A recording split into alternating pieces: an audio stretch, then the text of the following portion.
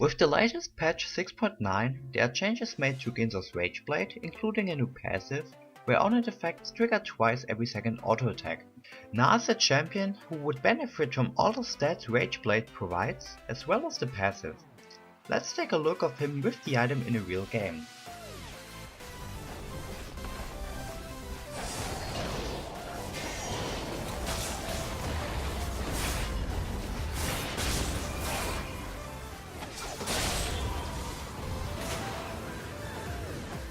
So let's look at some stats.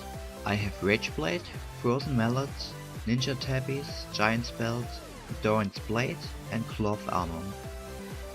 This gets me 182 attack damage, 1.23 attack speed and 50 ability power. So the damage can be split up into 4 different sources. First of all, the auto attack damage itself, which is 1770 physical damage. Then the 15 magic damage from the second Rageblade passive, which adds up to 180 magic damage. Next we have the damage from our Keystone Mastery, Grasp of the Undying, which leads to 64 magic damage. And last, but certainly not least, we have the W damage. Now we got 4 W procs off, which leads to 488 plus 56% of the maximum HP as magic damage. In this case, Yasuo has 1890 HP, which leads to a total of 1546 magic damage just from the W. So if we add everything up, you can see we deal 1770 physical damage and 1790 magic damage. So in fact we deal more magic damage than physical damage. If we would have in this situation Black Cleaver instead of Rageblade, we would deal 1683 physical damage and 1016 magic damage.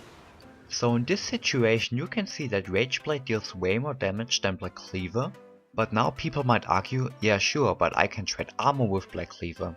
And while this is true, you have to know that the Yasuo has way less magic resist than armor.